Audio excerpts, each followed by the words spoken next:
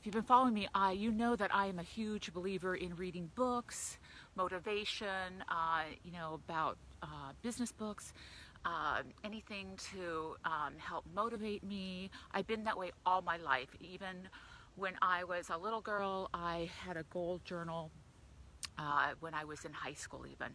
So I'm a huge believer in that. This is Brian Tracy's Eat That Frog book. And I'm just going to go into the first point, and then I'll tell you why I'm doing this book. You will never get caught up on your tasks. Remember that, please, everyone. I have to constantly remind myself that. You will always have 100 things to do, maybe 200 things to do. You are just driving into your garage and you see so many little things that you have to do. And it drives you crazy if you're like me. And, that's so important for you to know that you're not alone. No one is caught up on their tasks, and that is what Brian Tracy says. No one is. So you're always going to have, especially if you're a parent and you're working, or even if you're not working, you're still going to have so many things to do. So just don't get down on yourself, because there's maybe 1,000 things you could think of to do, and it's going to drive you literally crazy if you keep thinking, oh, I have to do this, I have to do that, and that is why you read books like this, so it makes you feel better. Eat your biggest frog first. So what does that mean? Your biggest frog is your biggest challenge for that morning. So it's really important that if you have like a gut-wrenching thing you have to take care of that morning. For instance, you're in real estate and you have a challenging escrow, and you just have to get that taken care of. Don't wait. Don't procrastinate on it until the afternoon. It's going to, really mess you up in the morning. So get that thing taken care of first thing in the morning, and then you'll feel so proud of yourself, and you'll want to continue doing your other tasks. So, define what is that most important thing. And all of us know what the number one thing is, just like Gary Keller says in his book. Get that one thing done, and then you're going to go on to the next things, and hopefully you'll define what the next thing is, and the next thing is after that. Next thing is say no. Oh my gosh, that is like one of my biggest challenges, is to say no to things. Throughout the day, throughout the week, you're going to be asked to do things all the time. And if it's not in your schedule, you almost have to say no to a lot of things. And obviously you have to say yes, if it's an important item, if it's important to your purpose in life, if it's important to, it's an important client, important, family member. But there's a lot of things that we say yes to. So what I started thinking is, a lot of people ask to take me out to lunch, take me out to dinner, take me out for coffee. And I really don't like to take a lot of breaks like that. But I thought, well, maybe what I do is if they wake up at 5 a.m., like I do, maybe they could start going on my hikes with me or something. And then if they want to brainstorm, that I'd get something out of it as well. So have it convenient with your schedule, but say no. So anyway, but not to everything, of course. Don't start a new task until you have finished with the old task. So if you're like me, which I'm really trying to change, I've always been a multitasker in the past, because I always thought that was the way to do it. I thought, oh, women, we're really good multitaskers. But not to say that against men, but actually that's not a really good thing. So focusing on one task, getting it done, is really important, because otherwise you have so many projects around. Men can do that too. I've seen that going to people's houses, and men have a lot of projects in those garages. I've seen that before. So finish the task, and many times it can be just, it could take 25 minutes. It can take 5 minutes to make a phone call to get something taken care of that's been on your to-do list for, what, a month? So finish your task before you go on to another one. Next item, plan your day in advance. Really important. I am a huge believer in this. I think the best thing is to do it the night before, but sometimes I don't do it the night before. I'm not, certainly not perfect, that's for sure. Sometimes I do it first thing in the morning.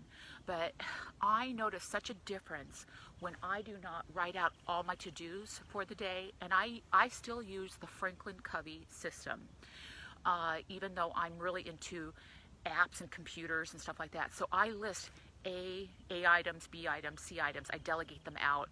So I really recommend, because the days when I don't do that and I just go forward and I'm just starting to make calls and everything, I feel like I haven't gotten enough accomplished.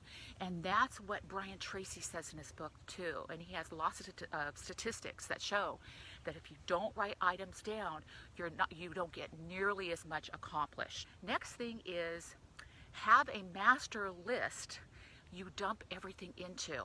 Huge, huge, huge thing to do. Because as we know, and this was my first point, there's going to be too many items. You're never going to get caught up on all the items that you do. You come in and you think, oh God, I have 100 items I haven't gone to. So dump them in a master to-do list. You have to get them out of your brain, or else you're always going to feel stressed out. So what I do is I dump them in a program called Wunderlist. And Wunderlist is an app. And I actually got my whole team involved in using it. And they could use it for their personal use as well. So we dump items in there, but you could use anything. And believe me, I'm not getting a sponsorship or anything from them. I've just used a lot of programs. There's a todolist.com or to-do list app. There's so many great apps that you just dump into. But what's great about Wunderlist, you could share certain projects with your spouse or with team members or whatever. Okay, is failure to execute is the #1 problem companies have. This is what Brian Tracy is saying. So it's very true. I notice that even with my own little team. I come in with so many great ideas, at least I like to say I am, come in with great ideas. But I love listening to podcasts. I love going to seminars, and I can come up with ideas every single day. And my team is used to this, and I'm like, oh my gosh, we have to start this, we have to start that. But one thing that a lot of great speakers say is that, maybe have a calendar out and just say you're going to implement 2 items per month. So, that's an issue. So you're not alone. A lot of companies have a problem with failure to execute.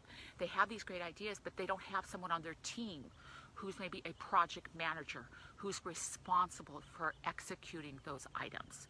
So that's one thing I'm focusing on right now. Number 8, we're getting to the bottom of my list here. Put off low value tasks. So yeah, a lot of times, hey, it's fun to do the low value tasks, aren't they? I love to do the low value tasks because they don't take very long, and they're not the high level, which is usually more stressful. But put those off. Put those in your Wonder list under category C or whatever, or put them on your day timer. But maybe put them on your master. They have a master task list sheet in there, and then you refer to that.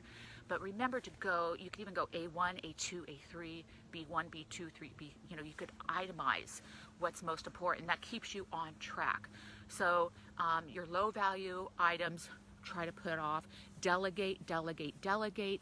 If you don't have an assistant, hire one, even part-time.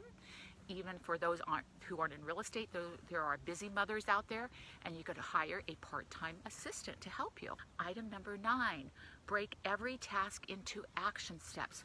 So important. And this is one thing that a lot of these programs, I had a little text message that came up, so let me put it up. Okay, this is one thing that a lot of these programs will do for you, like Wunderlist. You put in the to-do item, and you break it down into tasks that you could actually delegate out to certain things.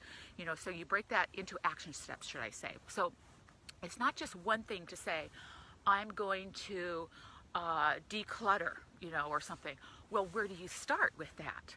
You start with maybe hiring someone to help you, and then maybe you set a date, and then you get boxes, and then you just you handle one task at a time, and you check it off your list, because every time you check something off your list, you're going to feel better about yourself too, and that's going to propel you to do more. This is the last one. Okay, and this is not the last one in the book. I just broke it down because I'm going to do short little mini series like this on books and real estate topics. But every minute in planning saves you 10 minutes in execution. Did you realize that? Brian Tracy states that in his book. So every minute that you just write down what you're planning on doing. Will save you 10 minutes in execution. And boy, do I see this all the time. When I do not plan out my day in writing, like what I'm delegating out to my team members, what I'm going to focus on, I'm all over the place. And then I'm allowing interruptions to come in, and emails can be such a waste of time because then you're answering other people's requests, and instead of getting what you need to have done, so what your priorities are. So really important. And I also believe that training people will save you a lot of time in the end.